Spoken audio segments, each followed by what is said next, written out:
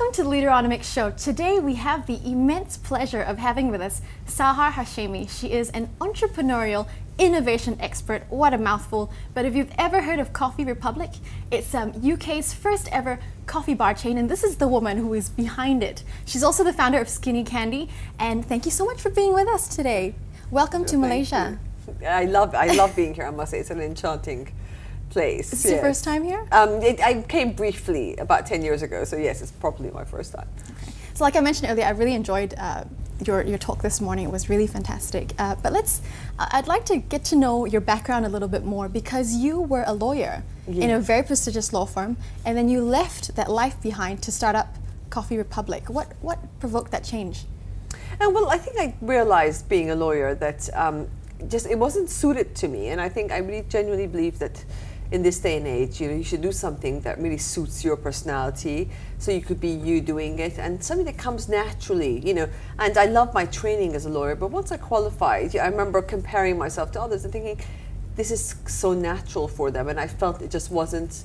It wasn't something that innately I did well, and so I just knew that there was something else. What were the specifics? Was it that you craved more contact with people? I didn't think I was that good at it, really. I think especially once we qualified, I realized for others, it was just more natural. They would spot things that I wouldn't, and I didn't realize at that time that I thought, well, maybe I'm sort of quite mediocre. I seem to be a mediocre lawyer, and I didn't think I'm going to be great at something, but I just knew that it wasn't quite right. I wasn't enjoying it. It felt like work. And so those are the kind of couple of signals you get that you just know something is not natural. So by the time you exited Coffee Republic in 2001, it had grown into 110 stores with £30 million annual turnover. Surely when you first came out of law and went into the space and decided, I'm going to start up a coffee bar chain, what were the circumstances that told you that this is the right thing to do? Well, I suppose you never know if this is the right thing to do. All I knew was you follow a tiny lead, and then you follow another lead, and then you follow another lead, and you look back sometimes and think, oh, I've sort of built a big chain. But for me, I just, I love a latte. I started this morning with a delicious latte at this hotel, and so I wanted to start my morning every morning with a delicious latte, and that was, I saw it in New York, and we didn't have lattes and skinny lattes, especially in the UK. So that was, I followed that lead as a customer, and then, one step at a time, and I suppose you look back and think, oh, I built something there. And you mentioned this morning as well, this need to relate to the customer and put yourself in the customer's shoes. And then you mentioned as well market research and how sometimes that's quite sort of sterile, or you're isolated. Yes. You're not completely there. It's just data. Yes. Could you expand a little bit more on that? Why is it so important to put yourself in the customer's shoes? Yes. Well, I mean, I sort of started a business because I needed it for myself. I wanted skinny lattes, and I remember when I suggested to my brother, he said we should start this business. I was like, I know, but other people start businesses. I will go to them. So I never thought being a consumer is such a great place to start in a business, and I found that gave us a lot of guidance, as we were growing our business, because we were always the consumer, and ultimately, even when Starbucks came, we were just looking at a point of view of the consumer. What is the difference between us and Starbucks? So life became quite simple. But I realized once you get bigger, actually once the company got bigger, people get more head office structured. You get far away from the consumer. So you're trying to kind of do stuff for people that you don't really know, and that's really difficult, and you see them as a sort of body of aliens out there. So I actually just realized how simple it is when you just become the customer and experience what the customer does and see what the customer sees and feels what the customer feels. It just gives you all the answers. It's just all the obvious stuff that's out there you see. And so what's wrong with large organizations today, in your point of view? I think, it's difficult to say what's wrong with organizations. They must be doing something very right. They're large, yes. So they must be getting something right. But I think it's just this need to innovate at the moment. The world has changed so much. Look at technology, look at our mobile phones, look at how we communicate. And I find that's changed so much that large companies have a sort of complacency and a slowness that is not really catching up with that. And I think the way people are in large companies as well, I find people have this dream about entrepreneurship being really fun and working in large companies being really boring, and I think that's wrong, really. I think there's huge opportunity in large companies. It's just that people don't think like entrepreneurs. So if people in large companies can think more like entrepreneurs think, bring more fun into the workplace, more flexibility, more passion, more answering your calling, people in large companies could have the same energy as entrepreneurs do. So this idea is just like sort of bringing it closer, I think. And this world of change we live in needs large companies to behave much more like entrepreneurs do, so that makes it much more fun. I enjoyed the story you told this morning about how at the very beginnings of Coffee Republic, you'd have your meetings in a coffee bar, you know, and then you'd be able to taste how good the muffins are that morning and how good the syrup is in that latte that morning.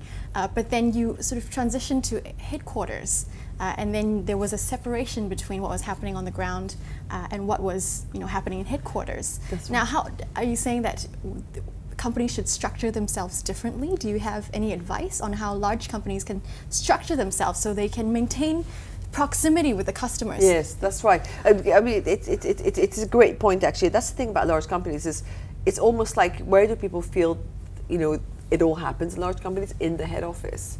Often if they're retailers or something, not in the stores, or if their product, it's not where the product's being sold. So it's almost, it creates a physical distance.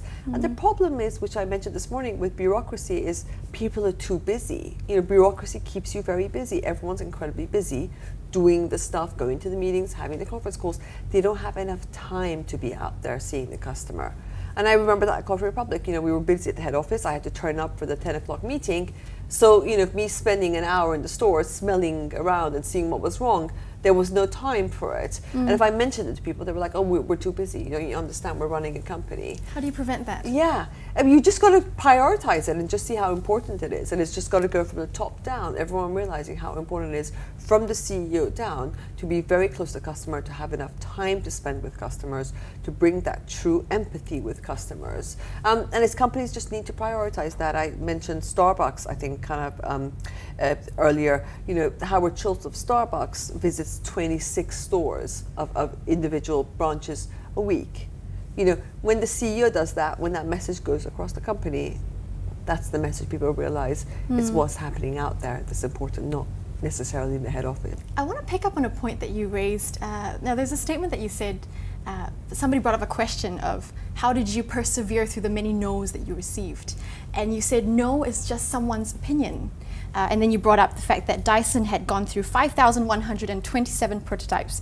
You had been rejected by 14 bank managers. But surely somebody's no matters. Whose no matters to you? Gosh, whose no matters to me? To be honest with you, no, I mean, no one's, I think. Yes, Not even Bobby? No.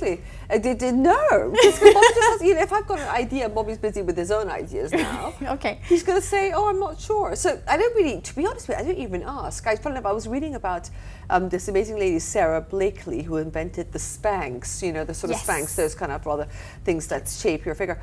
And he said, you know, she said, when you've got an idea, it was an interview on Forbes recently, she said, when you've got an idea, keep it yourself.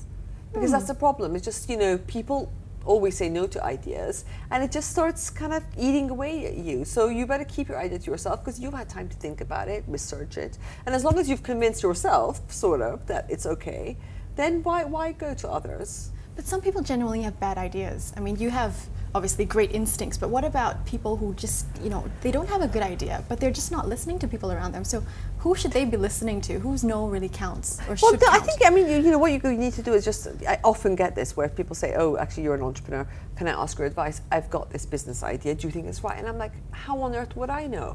Because, you know, you're just asking me instinct. And probably a lot of the innovations we see, someone like me who, you know, you might call it an innovator, would say, no, I'm not, you know, I'm not sure that's going to work. So people just don't have, you know, no one knows. If I went to Richard Branson and asked, he's not going to know if that's a good idea or not. So what you need to do yourself is do your own research, back it up with facts, back it up with market research you do yourself, put it all together, see where the opportunities are. Because you know best, you're the world expert on that. And no way will you go to someone who's going to be able to tell you if that's a good idea or not. So just trust your own instincts, basically. Just trust you have to trust your own instinct. That's a, you know, what they call educated instinct. You know, you educate yourself, you really research properly, really see the competitors, see where you fit in, see if there's room for it, and then take this educated instinct, educated guess. Yeah. Great. I just want to end off with this final question. what do you define as success? I said it actually this morning because someone's talking about success as to sort of who's successful and who's not. The only thing I define as success is loving what you do, so that who you are and what you do are the same thing. I think anyone that manages to feel their work is almost like a hobby and feel that they're not really thinking this is work and this is life, that is what I call success.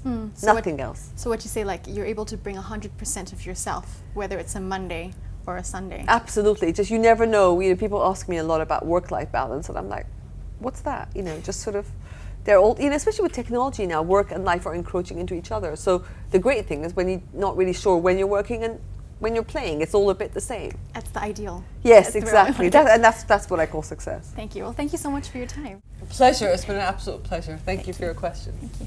And so we've been here with Sahar Hashemi. Thank you for being with us.